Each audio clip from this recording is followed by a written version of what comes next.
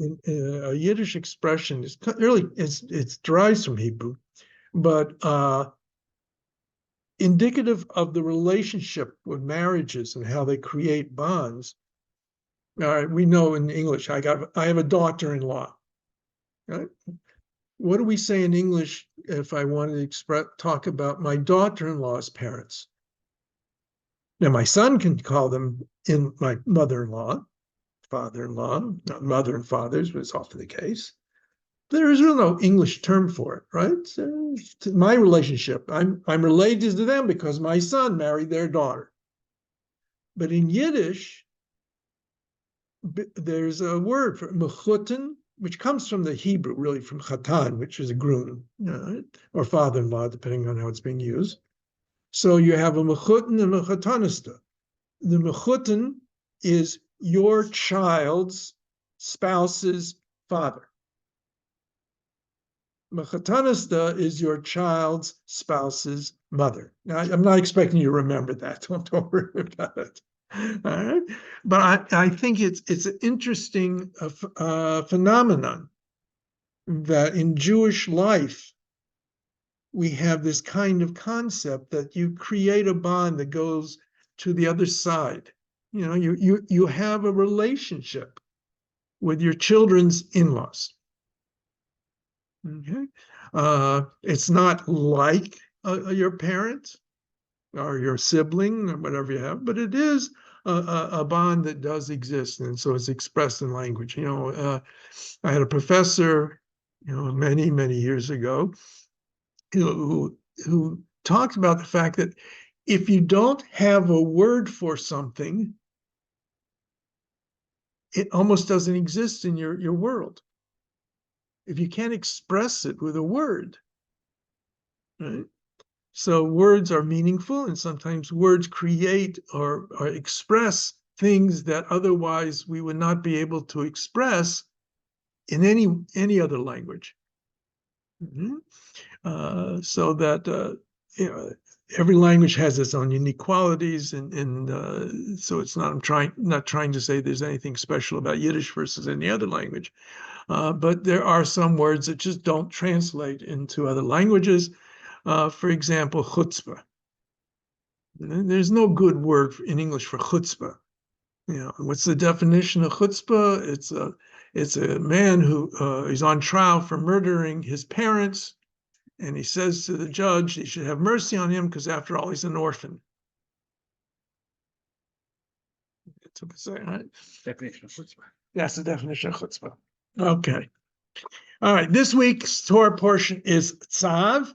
It continues the description of what transpires in the Mikdash, the Mishkan, the role of the priests in the sacrifices and thing, and their installation into the priesthood. And also this is going to be Shabbat Paras this week, as we're getting closer to Pesach. 30 days after Purim is Pesach.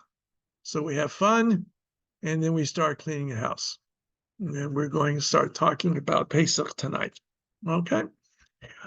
First and foremost, let's begin with the definitions. We're talking about words and definitions. What is chametz? Leavened bread or leavened, some kind of leavening or something with leavening. Okay. Chametz is, by definition, there's a strict legal halachic definition. Leaven is any of the 5 species of grains: wheat, oats, barley, spelt, and rye, that have been ground into flour and have come in contact with water and have not been baked under normal circumstances within 18 minutes. Okay? So if you have any of those kinds of flours, they are in of themselves, they're not chametz. The flour is not chametz. It becomes chametz once you mix the water in it and let it rest or let it sit for 18 minutes. So that's important to remember because it doesn't apply just to a loaf of bread. It applies to anything that can be made from flour. Yes. So technically, if you were to take flour and mix it with water and let it sit for 5 minutes, bake it. Well, how do we make matzah? Well, I tell you, I had a wonderful experience of one time when I lived in Denver of actually baking Passover matzah. There was a guy, Hasidic Stiebel, that was in the neighborhood, very fine man there, Rabbi Twersky of the great Twersky clan, if anybody familiar with the names. Okay, I don't remember the exact relationship, but he's one of the Twerskys. Mhm. Anyway, I don't even remember his first name anymore. It's been so long. So he had a once upon a time pizza oven that had been cleaned and scoured and lined with bricks, and it would be as hot as they could make it. How do you know it was hot enough? They had a lulav that was left over from Sukkot, and they threw it into the oven. If it burst into flames right away, it was hot enough. Okay. So now, so Rabbi Twersky had flour that had been wheat flour, carefully guarded to make sure there was no contact with water. That's called shmura. We'll talk about those terms a little bit more later. And a whole bunch of volunteers. And they had a stopwatch or alarm clock, whatever it was. And was set for 18 minutes. And they had water that had been sitting around for overnight, so it was clearly room temperature. Because it's too hot, too cold, it makes a difference. The 18 minutes is a standard time frame. So he's got this stainless steel mixing bowl. They got the flour is in the bowl. They pour the water in, and the clock starts. And he's mixing it by hand. And he's mixing it, and he's mixing it. And when it's all mixed, the flour and water, I don't know if it was 5 minutes or not. All right. And he would take a chunk of it and hand it to the first person in the line. And that person would have to hold it and make use of it. Don't let it sit. You had to be playing around with it till you get to the table. Get to the table, and you have your rolling pins or whatever kind of rolling pins you have. And you rolled it out. And you usually had forks or some other kind of device, and you punch holes into it. So it's not going to catch, and you run over to the pizza oven, which is no longer a pizza oven, but it's now a matzah oven. And the matzah people, the ones in charge of the oven, put it in the oven. And believe me, it doesn't take very long to bake when it's that hot. And when it's almost black, at least black around the edges, they pull it out, and as people are coming in line, hurrying up, bing, bing, bing, bing, the alarm clock goes off, stop. If it's not in the oven already and taken out of the oven, throw it in the garbage. Clean out the pots, clean out the rolling pins, make sure there's nothing on them, and start all over again. So there was clearly a time when they would make matzah on Pesach. Nobody in their right mind would do that today. Okay, but so answer your question, yeah, you could theoretically have flour on Pesach that was completely kosher for Pesach, mix some water in it, and make whatever you wanted to make out of it, as long as it was baked within 18 minutes. Because the 18 minutes was what the time frame that they thought it takes for the leavening to start. Yes? Does it have to be fully baked within 18 minutes or proofed and then it could go in the oven at 17 minutes? It has to come out of the oven by 18 minutes. Wow, okay. Okay. So that's, and by the way, so if you want to invest money for a good special Pesach, you buy hand shmura matzah. Okay. That means it's all baked by hand, and it's shmura, which means that the grain was watched from the time of harvest to make sure no water came in contact, which is an extra stringency. All right. And usually that costs about 3 times the normal cost of machine shmura matzah, which is probably better. The machine is probably even better than the hand done, but nobody will say that today. Okay. And what they do is when they make, so that's the difference. Matzah made during the year is not necessarily kosher for Passover because it doesn't meet the 18-minute limit. They're not worried. If you buy Manischewitz matzah in September, who cares? Right? But if you want to have the matzah for Pesach, then the 18-minute rule lasts. By the way, they've been baking matzahs for months already to get ready for Pesach. They do it months ahead of time. And the Ukraine was the source of a lot of matzah. It's because it's had its issues with what's been going on in the war. How you did? Okay, so the first thing we remember, the definition of chametz is any of the 5 species of grains: wheat, oat, barley, spelt, rye, that has been turned into flour, mixed with water, and not baked within the 18-minute time limit. All right. What happens is the natural yeast in the air can get into the flour. There's yeast flying around. How do you make sourdough bread? The yeast gets into it from the air. So, all right. So we have the definition of chametz. What is matzah? Matzah is unleavened bread that has been following the rules of Pesach and is baked. I always make that clear to people because you have to understand, if I'm eating a piece of matzah anytime, whether it's Passover matzah or it's not Passover matzah, and I'm just eating it to eat matzah, what blessing do I say on it?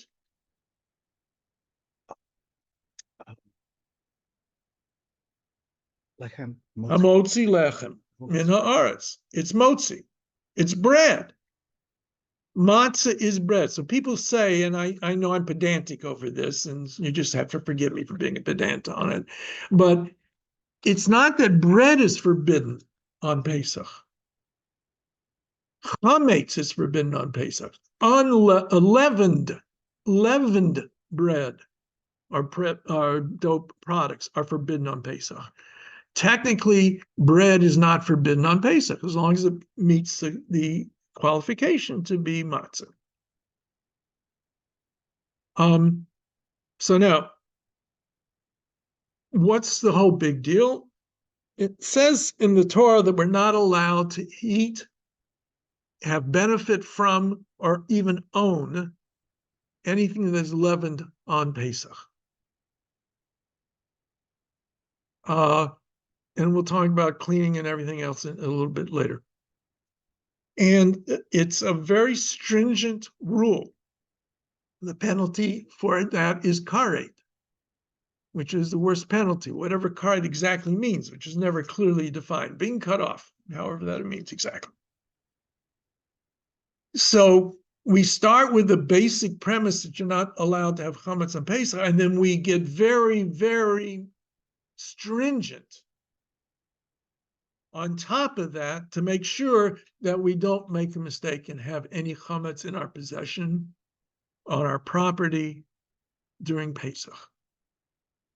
So that's so what do we do? Well, there was a time, and very simpler world. If you had flour around that was no issue about being chametz, you could store it away. If you had items that were clearly chametz, you had baked bread and you had bread left over, you got rid of it. You destroyed it. You fed it to the animals before Pesach. And now, the night before Pesach, or Labasar, the nighttime of the 14th of the month of Nisan, both can at the bayit, you search the house to make sure you didn't miss anything. And again, back then, if you've ever go to Israel, you'll see they had what they call 3-room houses. And the three rooms were essentially was one room was a bedroom, one room was uh, available for whatever, and there was a courtyard room. You kept the animals there, and you cooked there, and what have you. So what's the searching? Big deal. You search, you know, maybe got a storeroom or something extra. Yeah, 4-bedroom house in the suburbs is a little more difficult. So if you wait until the 14th of Nisan to make sure you get rid of all your chametz, you're going to have problems. All right, but anyway, so you search it. They used a lamp, an oil lamp, to make sure they could find everything, and it was cleaned out. If you found something that you'd overlooked, the next morning you burned it, all right, got rid of it.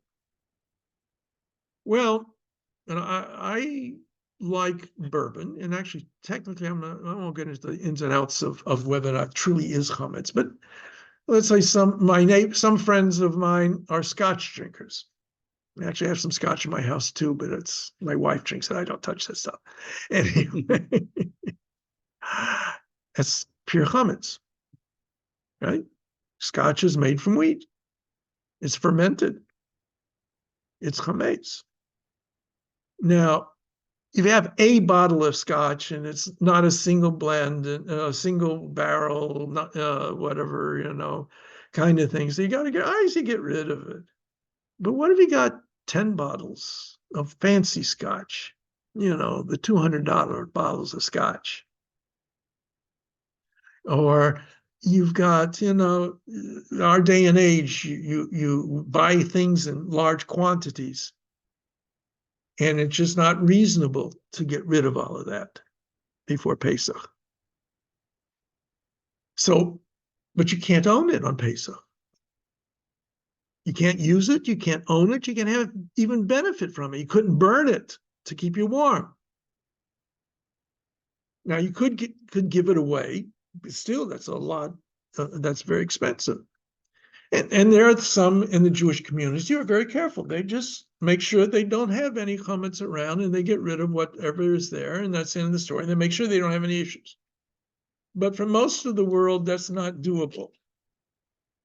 And so I'm not allowed to own chametz. I'm not allowed to have chametz on my property. Excuse me 1 minute. Sorry.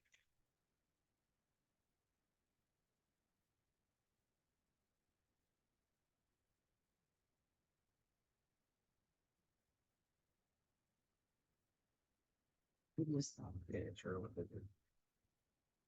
It's from Fairfield stuff outside. They pay a company $1. They don't own it anymore. And at the end of Passover, the company gives them the $1 back and they take it inside. Lots of people do that. Chabad has contracts. Somebody told me Chabad has contracts, like detailed contracts that you have to sit and sign and, yeah, and everything. Anyway, some people do. Whatever works. Yeah.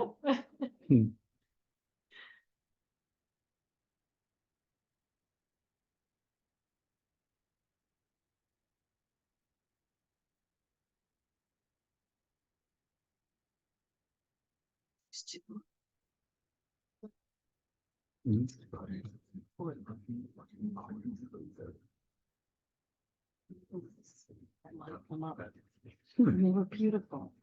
I remember that. Sorry. I loved it. I Run out again, but we'll see. All right. Let us say I own an apartment building. And I rent apartments to whoever, you know, people want to rent apartments. They're allowed to do whatever they want in their apartment, but, you know, under legal, I don't, they can't open up a crack factory in their apartment, right? Or grow up. But anyway, if they want to have chametz in their apartment, they want to have pork, they want to have fried bacon and eggs in the morning, that's fine.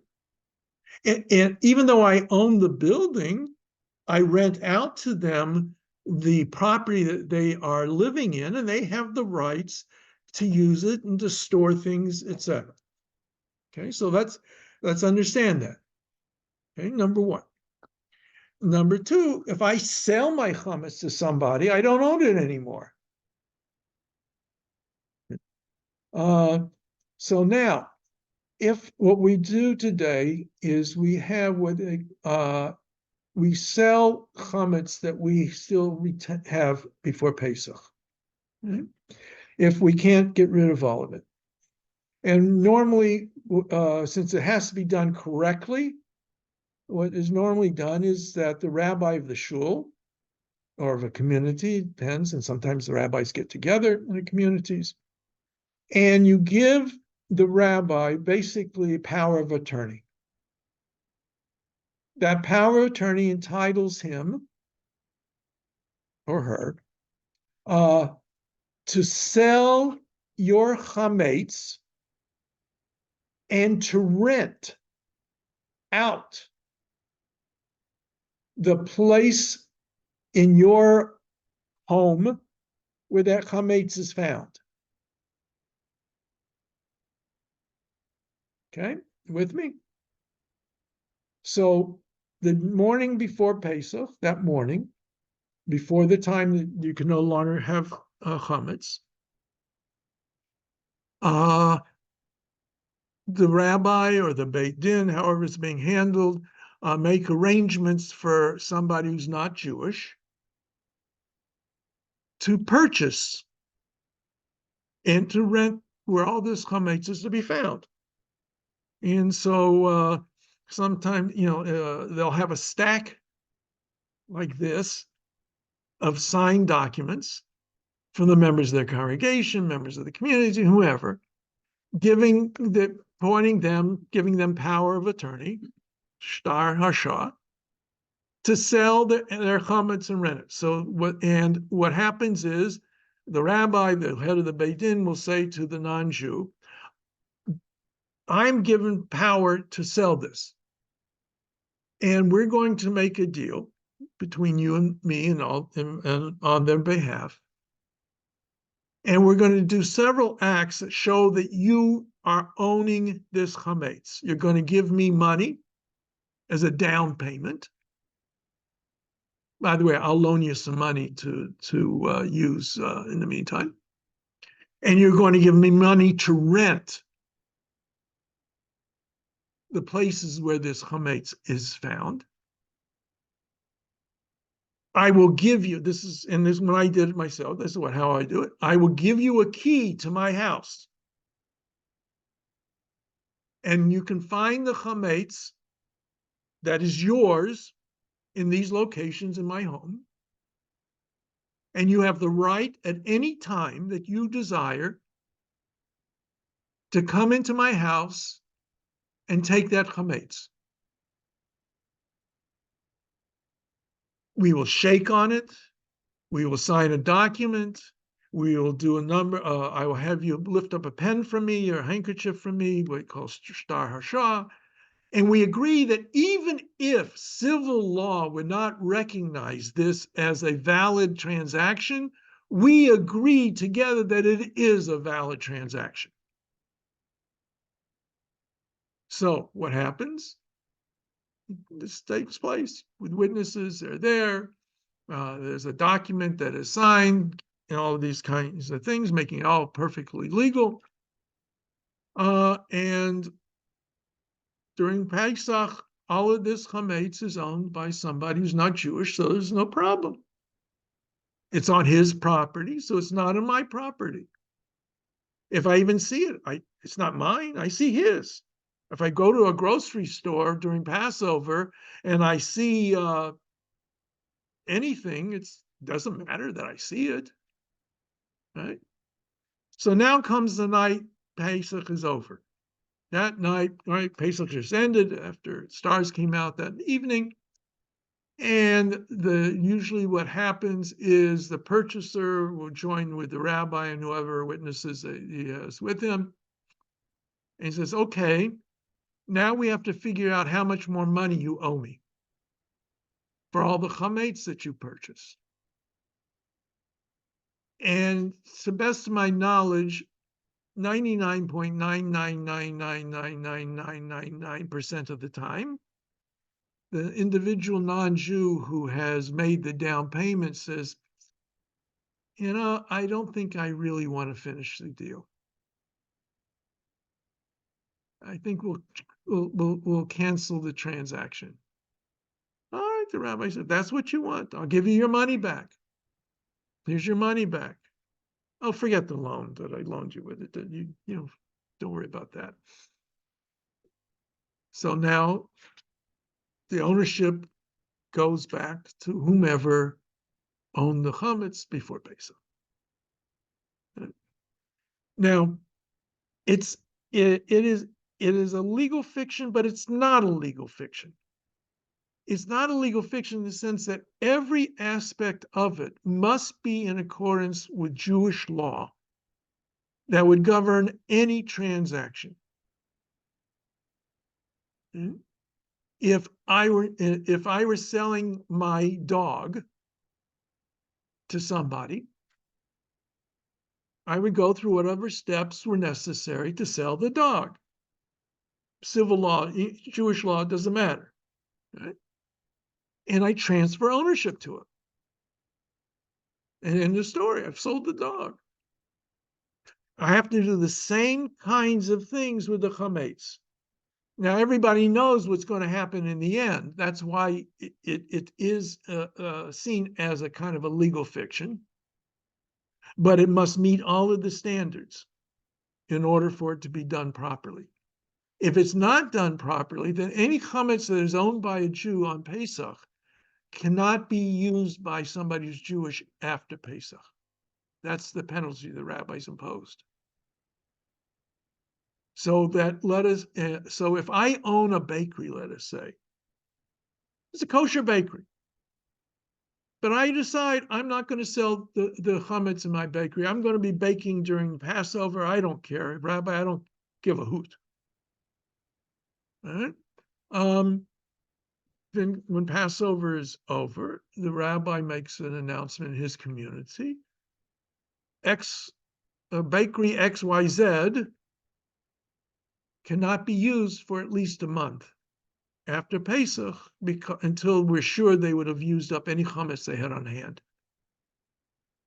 Because it was chametz in the possession of a Jew when Pesach was going on.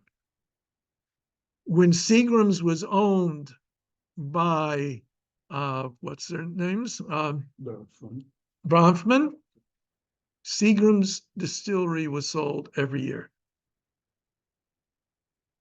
All of Seagram's products and all the things that they had on hand were sold.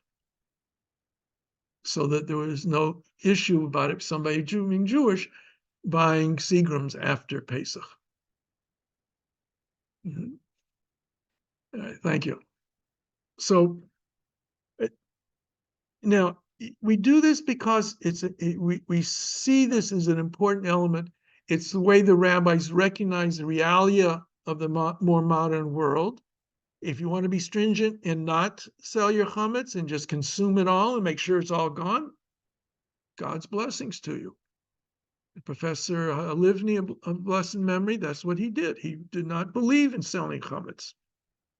He said he had to finish. You finished it, and he got rid of all any chametz that he had. Obviously, he wasn't much of a drinker, I guess, or he was a drinker prior to Pesach. And one of the reasons we drink on Purim was to get rid of the scotch and bourbon. I don't know. Okay, but he was very stringent that way. Kol hakavod. Okay. All right. So now, there are these items that are chametz: wheat, barley, oats, spelt, and rye. Water's been in contact with them. If they get mixed in with something else, that admixture becomes tarovet chametz. For lack of a better term, I'm just going to call it chametz right now. That becomes chametz. For example, I have a bottle of Heinz ketchup. And I don't know, whatever's in Heinz ketchup. Something. All right. They have some kind of wheat that was in it. What? Thickening. thickener, starch, the starch, wheat starch. Okay, that's chametz. I buy a candy bar during the year that has some kind of starch in it. It's chametz. So we start off with that rule. So the basic rule, according to the Talmud, was anything that had had mixture of these items: wheat, barley, oats, spelt, and rye, and it was manufactured. Obviously, there's going to be water on it. It's going to be on there for more than 18 minutes. Other liquids, and there are questions about other liquids, but leave it at that. No one's being careful to make sure water's not in contact with it for 18 minutes before it is totally baked. All right. So those become forbidden on Pesach. Now, added to that, the Talmud talks about rice. Rice is a strange creature. Rice, according to the rabbis, cannot become chametz. If you make rice flour and you let water sit on it, it just goes bad. It doesn't ferment the way that other kinds of grains would. So the Talmud says rice is okay on Passover. Lots of other things. Well, don't, that's in the Talmud. All right, a warning, I've said the Talmud. But Ashkenazic Jewry at some point, some stage of history, because of the stringency surrounding chametz, made a ban on anything which comes under the category of kitniot. What are kitniot? Kitniot's everything you think of, basically. No, not quite. Beans, rice, corn, American corn, maize, peanuts, and I'm going to come back to those two items in a minute. Okay, all these items were regarded as why? Well, one answer given is because you can make it into flour and people might get confused. I don't understand that idea. I'll be honest with you. Okay. If I know I can't use wheat flour, but I know I can use corn flour. So why would I don't ask. That was one rationale given. The best rationale given, I think, is if you go to a Whole Foods warehouse kind of place, and you have a bin of rice, and you have a bin of wheat, and you have a bin of oats, and you have a scoop, right? And you stick your scoop into the oats and you put it into your bag.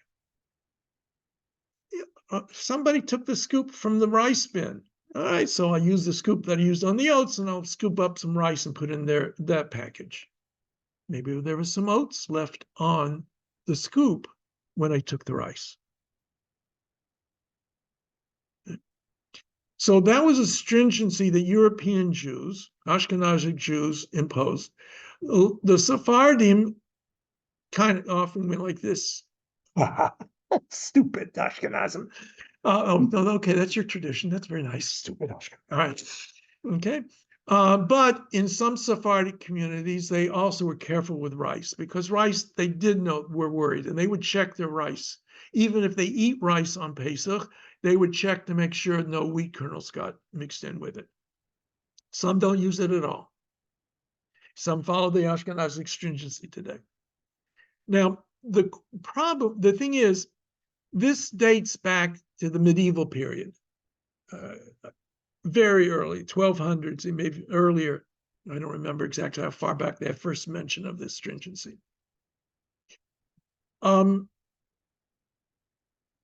about items that were unknown to European Jews and Sephardic Jews for that matter in the 12 or 1300s, i.e. corn, peanuts? These all come from the Americas. There was no corn in Europe. There were no peanuts in Europe. And Rav Moshe Feinstein in the 1950s and even 30s, I guess, I'm not sure when he issued the Psak Din, he actually said that peanuts were okay for Passover. But you won't find anybody that'll let you do that today.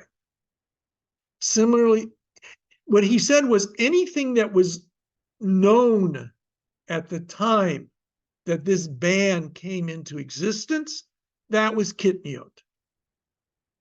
Anything that was not known to our ancestors at that time did not fall under the ban. How could you ban something you don't know exists?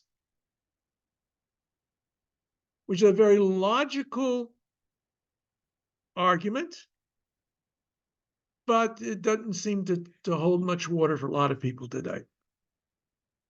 So now, a few years ago, the question was brought up before the conservative rabbinate. Why? In large measure because in Israel, it is harder for an Ashkenazi Jew, at least until recently, to be careful about products that are available. And I'm not wording that very well. Well, let's say before 30, 40 years ago, if I went to a grocery store and it had kosher for Passover products there, well, let's go 50 years ago, when I was a kid, you would find peanut oil kosher for Passover because it wasn't chametz, it was secondary, and so they permitted oils made from it. But if I look at anything else on the shelf, if it says kosher for Passover, I know there's no question about chametz being in it, kitniot or otherwise. Okay. Now, let's go forward to 2024, and you walk into Sobeys, which has, they prepare for Passover. They have separate sections for there. They make the shelves, line the shelves. Everything's all nice and neat. But if you're not careful, you can pick up a product that is labeled kosher for those who eat kitniot on Pesach. Because Sephardic Jews eat kitniot on Pesach. There's nothing wrong with it. And now, go to Israel. In the state of Israel, the majority of observant Jews are Sephardic. The majority of the kosher for Passover product, heksherim, kosher for Passover items, were under Sephardic Psak Din. So the Ashkenazi Jews who wanted to get their ketchup and make sure there is no flour in it, he could do that, but he might find out there's kitniot in it. So that is an issue, and so it was decided within the conservative world, as often is the case, two different ways of looking at it. If you want to observe the ban on kitniot, which I do, observe the ban on kitniot, no problems. If you don't want to observe the ban on kitniot, you don't have to. Talk to your rabbi, your guide, as to whether or not you can use kitniot on Pesach. Okay? There are differences of opinions within the conservative world as well. In the Orthodox world, all Ashkenazim Jews will not use kitniot. Now, if an Ashkenazi Jew is invited to a Sephardi home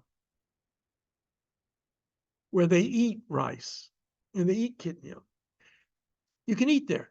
You just can't eat items that are clearly kitniot by themselves.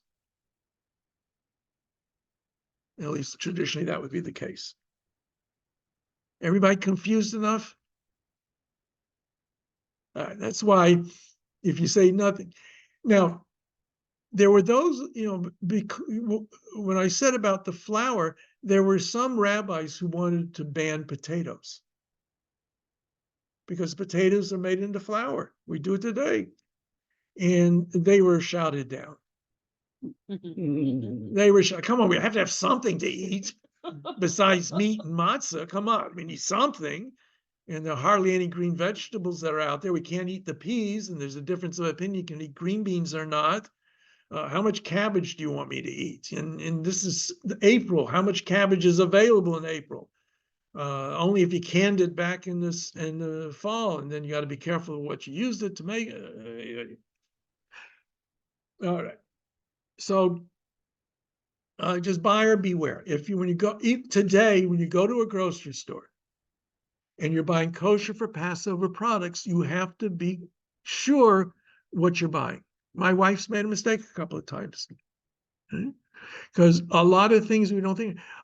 Mustard seed is a kitnio, is considered kitnio. There's other reasons why mustard seed was not permitted. So real mustard is not kosher for Passover. A lot of the kosher for Passover products seem to be of inferior quality. I don't know why it has to be, but they are. And they are of superior cost. So, and there's many things that you can do without. You don't need all of these silly things that are out there for kosher for Passover. You get your basic food items, and that's fine. You don't have to buy everything. They come out with all kinds of crazy things that are made kosher for Passover, which basically means there's matzah meal in it. All right. Now, to add one more stringency, which is a stringency that I like because I'm a celiac. Celiacs cannot eat the 5 grains. Oats is a special case. Some within in the Jewish world were extremely careful. They were worried. When you made that matzah and you baked it in that 1,000-degree oven so that it comes out almost burnt black, well, maybe there's a little bit of flour that didn't get mixed with the water that's in that matzah. Then you grind it up into matzah meal and you make your chanedalach matzah balls and you put it in your soup. Guess what? You're eating chametz because the little bit of flour that didn't get mixed with the water was now cooked in that soup and it's become chametz. So the biblical 7 days of Pesach, we do not eat gebrocht. Gebrocht means matzahs that become in contact with water. No matzah balls for them. Okay? And when they eat their matzah at the table, if they're having soup, they eat the matzah this way on the side of the bowl. They make sure the matzah doesn't fall into the soup.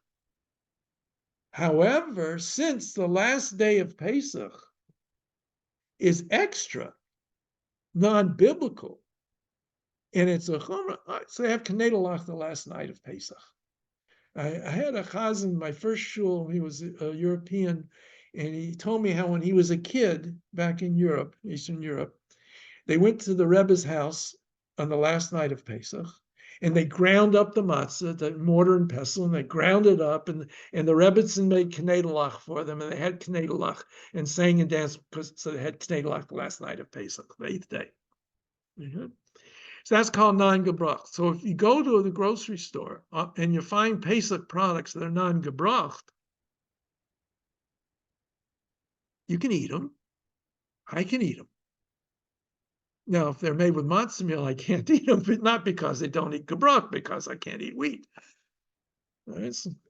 So that's the other thing. There are oat matzahs that are made for Pesach. And one of we describe matzah as lechem oni. Now, lechem means bread. Oni can mean, because it has 2 possibilities. One is that you answer questions over it, a note to answer. But it's also probably poor man's bread.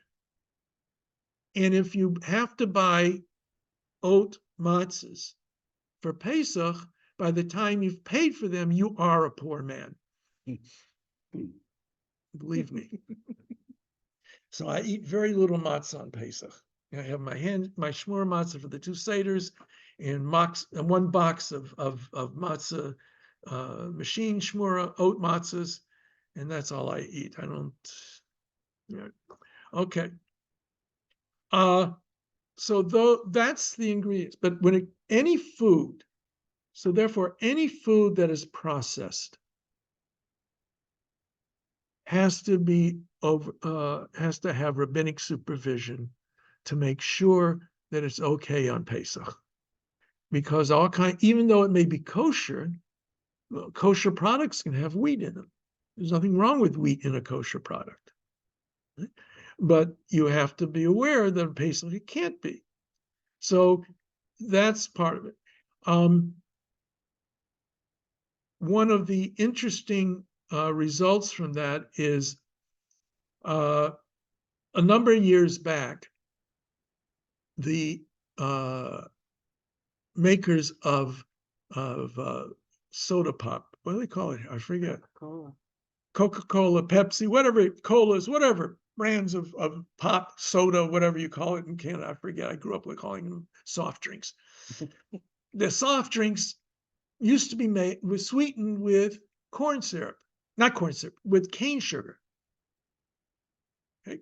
The real Coke back in the days, after they took Coke out of it, they did have Coke in Coke originally. After the removal of the Coke, it was sweetened with cane sugar. Coca-Cola finally gave in and started sweetening their Coca-Colas with corn syrup, which Ashkenazim don't use.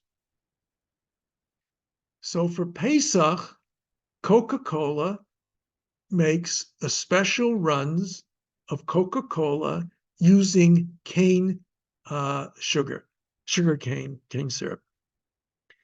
And it sells right away, not just because there are Jews who want to have Coca-Cola on Pesach, but because there are people who think there's a big difference in the taste of Coca-Cola, the original Coca-Cola versus the corn-sweetened Coca-Cola.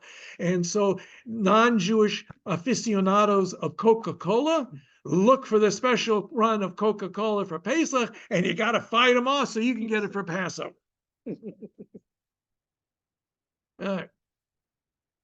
Now, while we're talking about stringencies, a problem came up a number of years ago that diet colas or diet soft drinks were being sweetened with aspartame. Now, aspartame is a chemical. Okay?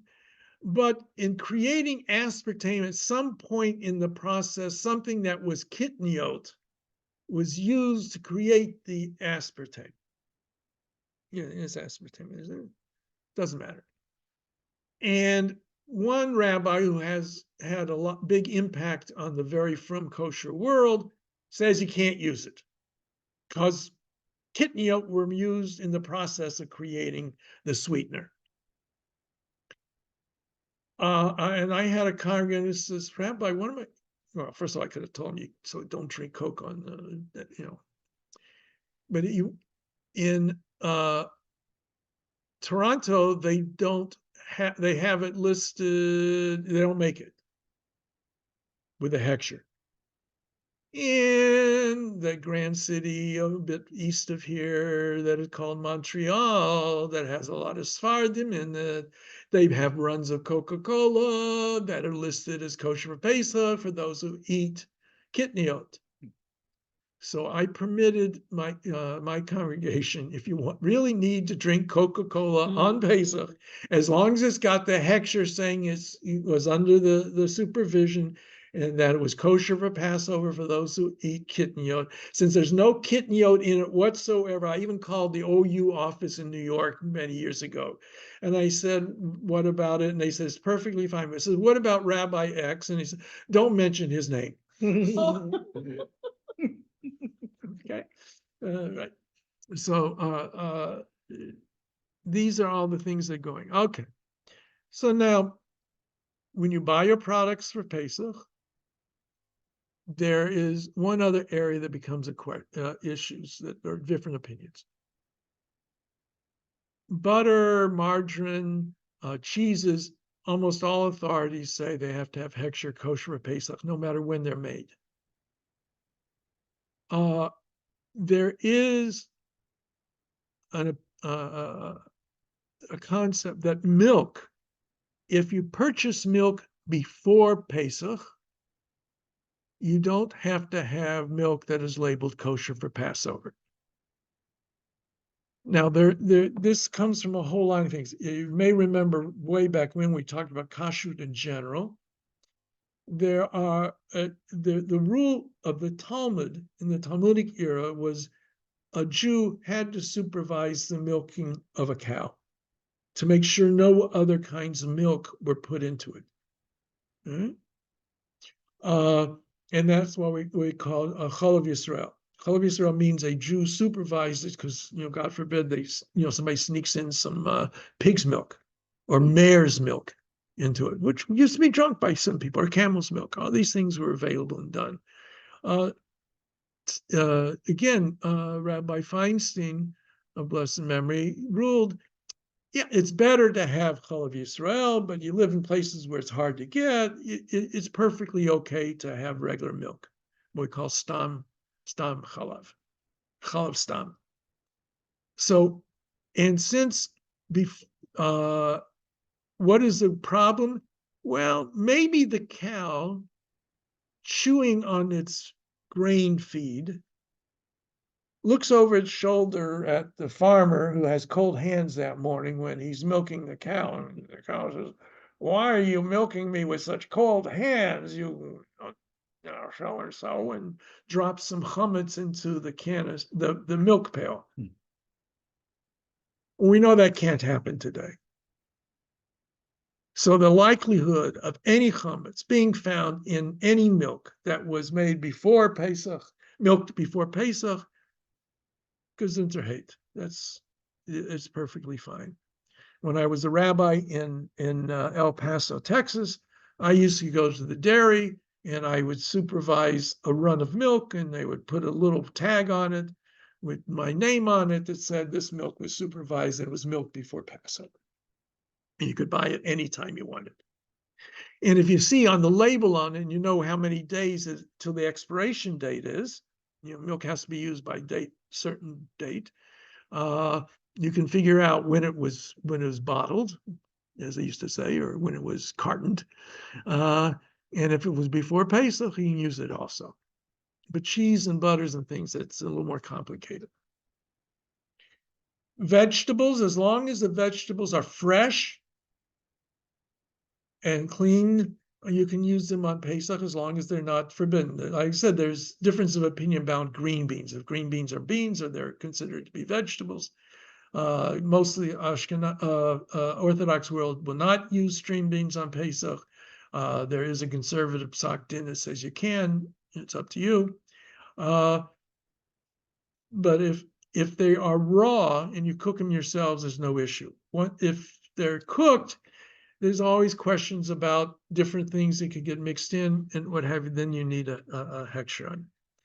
Meats, normally, many people hesitate to buy meat that wasn't strictly packaged for Pesach, but there really is no issue.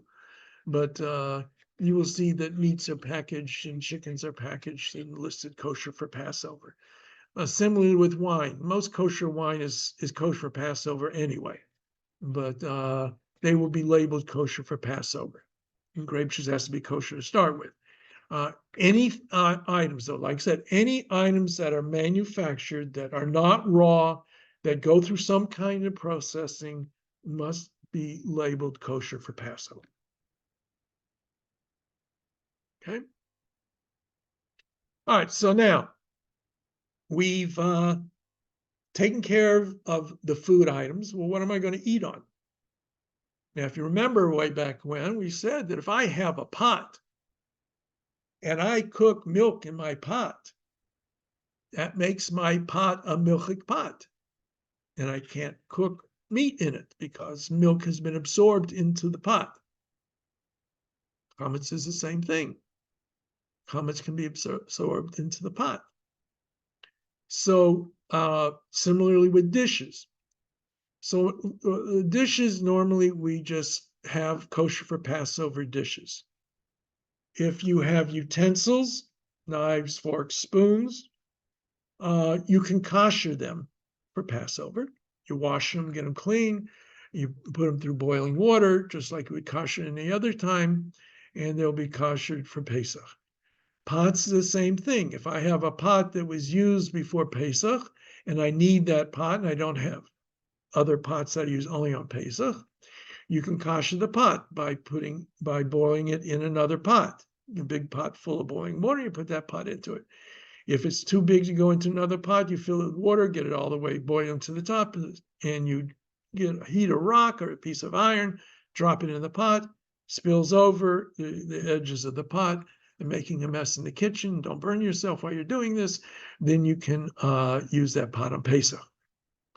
When it comes to stoves, the ovens have to be kosher for Pesach. If you have a self-cleaning oven, it's very simple. You clean it out, you run it, self-cleaning, you make sure it's nice and clean, and then you can use it for Pesach. Most authorities will permit that. Don't start blowtorching your ovens.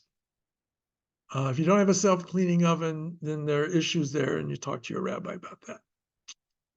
If you have electric burners, the old-fashioned electric style burner, you make it red hot, end of story, it's kosher. If you have these glass, for the first time in my life I have glass, you can heat up the burner till it gets red hot, but you cannot really kosher the rest of the top of the stove. So you have to cover in some way the parts of the stove that you're not cooking on, but don't put a solid sheet of metal on it because you'll break the glass. Refrigerators just need to be cleaned. It's a good way of getting your refrigerator clean. You don't have to do anything. Some people line their shelves, if they're putting stuff in there, we put liners in to cleaned out. Glassware, if you really don't have anything else, then you can soak it in water 3 days, emptying the water every 24 hours, and end of the 3-day period, the glassware is kosher at Passover. If you have baking utensils, you bake bread or you bake cakes, those cannot be kosher for Passover. Okay. If you have a frying pan, generally speaking, that cannot be kosher for Passover. Those are the basic things there. All right. So now, I think we covered most of the remnants. So, okay. So now, we're getting ready for Passover. The house is cleaned. We have taken care of making sure we're going to have the food that we want for Passover. Ashkenazim avoid eating any meat that is dry roasted, like a ribeye, for example, on Pesach night, because we don't want it to look like we're eating the Passover sacrifice. A Passover sacrifice in the days of the temple had to be dry roasted. So generally speaking, the meats or things that we have will be roasted with water, but not dry roasted kind of a thing, gravy and what have you. And whatever you want to serve, whatever it may be, for the meals. So we got that all taken care of. We bought the wine because we're going to have 4 cups of wine during the Passover Seder. If you can't drink 4 cups of wine without getting really giddy or worse, you can use very low alcohol content wine. There's 4% content alcohol wine, 4 to 6%. And if that's still too much, you can use grape juice for the 4 cups, or you can use some wine and some grape juice, or you dilute the wine with grape juice, whatever works for you. Okay. So we said the night before you're going to do B'dikat Chametz. Most Haggadot have in the beginning of the Haggadah the ceremony for B'dikat Chametz. You say a bracha, and usually, at least ceremonially, we use a candle. We go through the house. Some follow the custom of putting out pieces of bread so that you will find something. I mean, after all, the house is clean, you don't expect to find chametz lying around. So to make sure you're not making a blessing in vain, they will have some bread. Be careful that no crumbs left lying around. And if you have pets, make sure your pets cannot grab the chametz. So out of reach of dogs and cats. Dogs is easy. Cats that's a different story. So after you've collected that chametz, that if you put any out, and if you don't, you put it aside and you read a passage that is in Aramaic, but if you don't understand the Aramaic, which most of you here I doubt understand, if you don't understand those words, you read it in English. Any chametz, or mixture of chametz that I found and or not found, is to be considered like dust of the earth. I consider it to be nothing more than dirt, dust. So if you come across it during Pesach, you just throw it out because it's just dust. It's no different than any other schmutz you might find in the house. The day before Pesach, we're allowed to eat chametz up until the end of the 9th hour, 10th hour. All the times are written in synagogue bulletins, what have you. Then we suspend eating for the next hour, but we may have benefit from it. You can feed your dogs your chametz at that time, or your cat, or your fish. At the end of that time, the tradition is that you take what chametz you had set aside and anything you had for breakfast that was chametz, and you burn it. Up here, the bayit makes arrangements. They have a big, the fire department's there with the fire truck, and they have a bin, and they burn chametz there, and people throw their chametz in, and then again they say the language of biur chametz to not to have any chametz.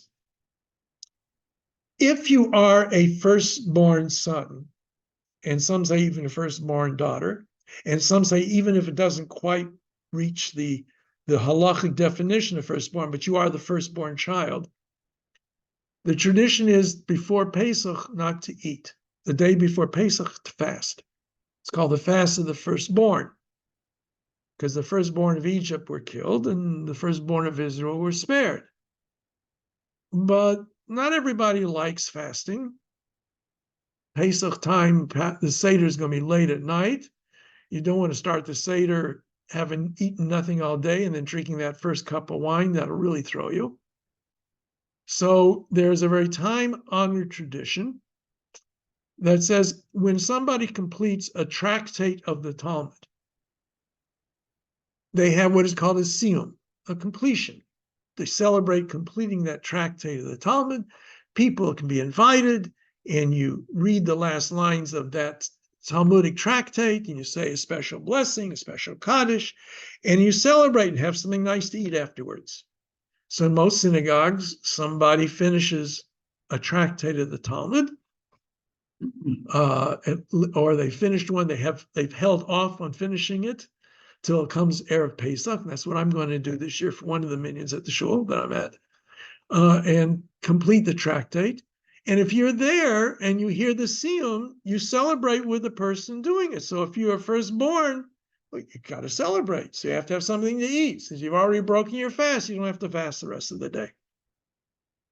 Okay. But you really shouldn't, when it comes late in the afternoon, when it's getting close to the Seder time, you really are not supposed to eat anything, anybody, because you want to have an appetite for the Seder. When it comes to matzah, there are different traditions about when you stop eating matzah. Everyone agrees you cannot have matzah the day of Pesach, before Pesach begins. Some don't eat matzah the week before, some may not eat real matzah for a month before, so that the taste is new and special to you at the Seder.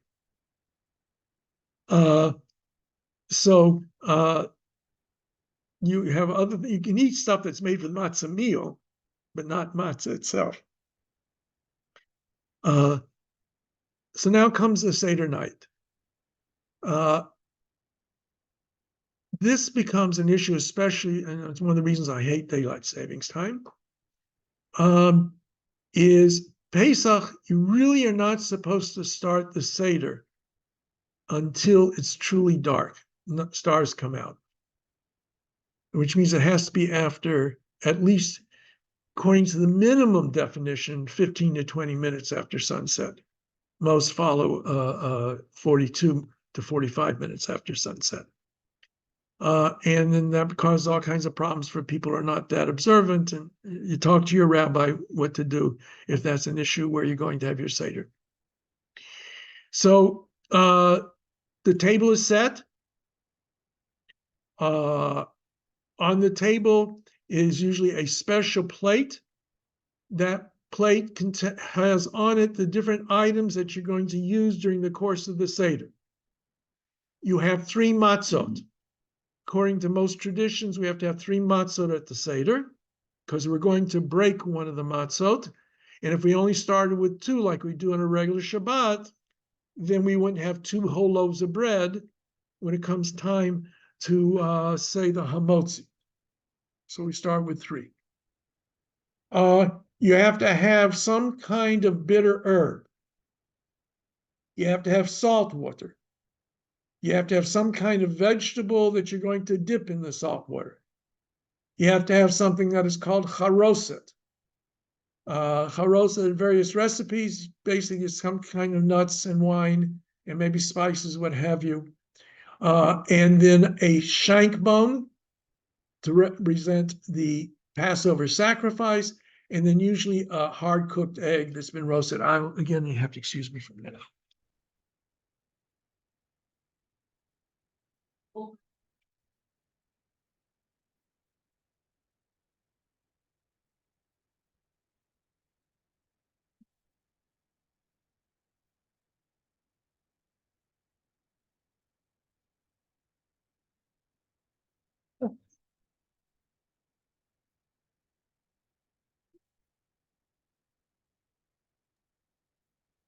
Did you have a good pudding?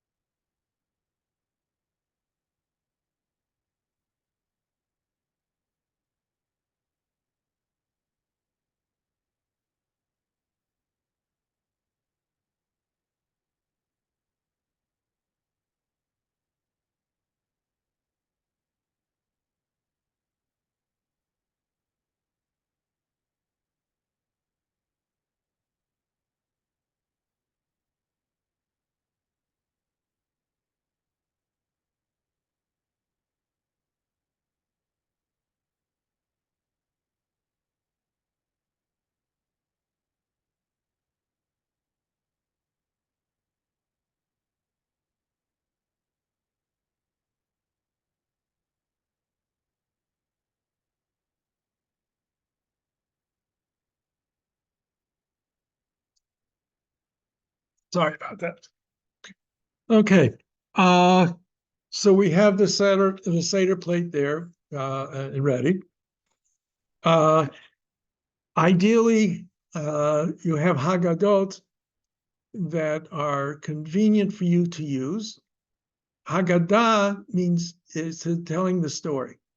The book that we use at the Passover Seder is called a Haggadah because it tells the story. It's called a Seder because there's an order. The word Seder means order. There's an order to the evening. There are blessings and recitations of different biblical passages, and we're going to go over that next week.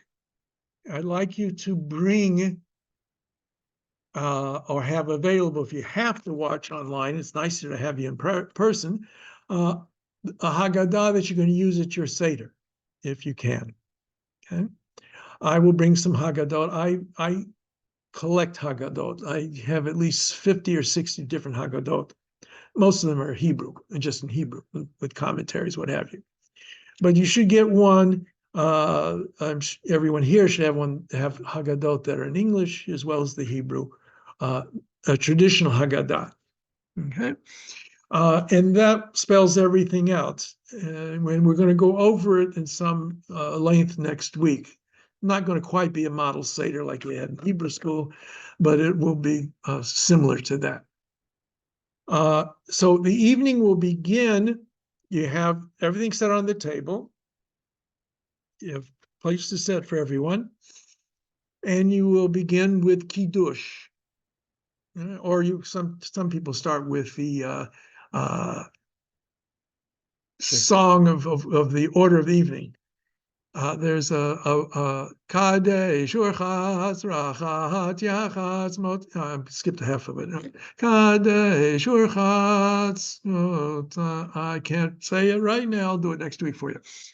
All right, but it gives you the major themes of the evening. You wash your hands. You make Kiddush. What have you? Kadesh Urchatz. Right. So, as every Yom Tov, we're going to begin with Kiddush. And there's the Kiddush for the Yom Tov.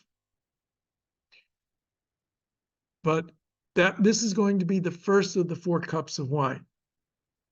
Now, what's different, and we'll see that when we look at the 4 questions in more detail next time, where you are supposed to recline at the Seder table. You know, you watch the Roman, all the movies and the Romans and the Greeks and all those days, right? They didn't sit up at the table. They had, the girls waving the fans over their heads, and they would eat like this, and right? This actually I should steal this and use it in my Seder. It works very well, except I'm sitting on my wallet. So you lean onto your left, all right, and because we eat with our right hand, most people do. And whenever we eat any of the symbolic foods, except for the bitter herbs, we recline at the table. All right. So if nothing else, at least kind of lean over a little bit to your left. All right. As a sign that it said that's how in the ancient world, that's what free people did, the wealthy. Now, it is true we don't do that today. Not too many of us on a normal meal have a couch that all right. And there was one of the sages in the Middle Ages said, that's crazy. Why do we do that? No, even the kings today don't do that. But that's the tradition that almost everybody follows.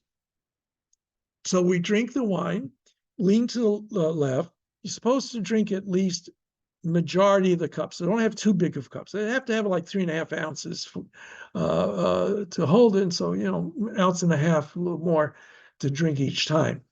And if you like real dry wine, I'm going to tell you, it's not too good to drink a lot of wine like that. Even as good red wine, it starts to taste bad. So I usually start with good wine and end up with cheap, sweet wine. So we do that. So and then we have different things that are going to take place. We're going to have questions. We're going to take the middle matzah, we're going to break it in half. Half is going to be the afikomen, and we put that aside. We tell the story. We get to the point where we emphasize the three most important elements of the Seder: Pesach, Matzah, Umaror, the Passover sacrifice, the matzah, and the bitter herbs. And we have hamotzi, we eat the meal. After the meal, we have some more of the service. You know, we have before the meal and we have after the meal. Most people kind of do it quickly after the meal. And the idea is, and this is what we're going to do next week, is to use this as an opportunity to delve into what the night is supposed to be about. Some people spend most of their time talking about aspects of the Seder itself. Some will talk about, what does it mean to be a free person? What's the definition of freedom? Because after all, that's what we were celebrating. Yetziat Mitzrayim is Chag HaMatzot, the festival of matzahs. It's a time of cherut, of freedom. What does it mean in the 21st century to be free? Are we free? What binds us? What makes us see ourselves as being free people or not? If you're working 20 hours a day for minimal wages, are you really free? You know, furthermore, if you're free, what do you use that freedom for? How do you express your freedom?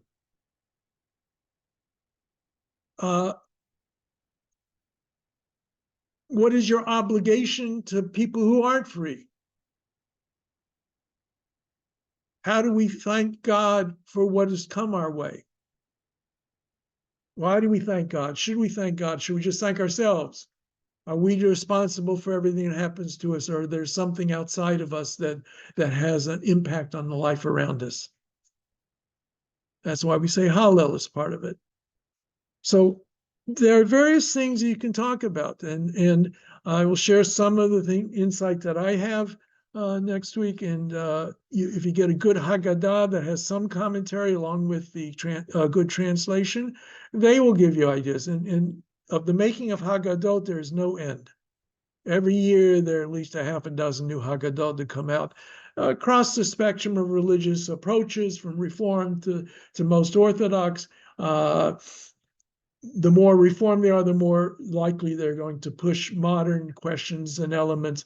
If they're more traditional, the more Torah elements and things like that, and various ways, so that I'm going to give you a homework assignment. I want you to look at in the Haggadah. You're going to bring a Haggadah next week. You're going to find a passage called either the four sons or the four children. Okay, the wise, the wicked, the simple, and the one who doesn't know how to ask. I want you to look at those passages, see what's different about their questions and the answers, so that when we come to it here, we can talk about it a little bit, because I have a whole paper I wrote on the difference between the wise son and the wicked son. And you don't have to read my paper. So wise, wicked. There's Chacham, with the wise son, the wicked son. Simple son is usually as translated, and one who does not know how to ask. Chacham, Rasha, Tam v'she'eni yodei lishol. All right. Righty. So just remember, just to finish up, first 2 days of Pesach is full holiday, like Shabbat, only we're allowed to cook. Last 2 days of Pesach, the same thing. I have to remember to talk about Hallel in the last 2 days as well later on. And intermediate days, if you have to work, you work. If you can avoid having to work, it's preferable. But that's not our world today for the most part. Okay, any questions, anybody, for anything tonight?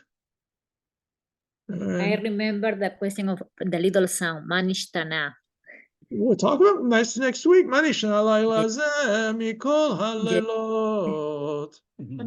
Eh, That's the old way. That's an old timers version. Manishana halayla hazeh mikol halelot.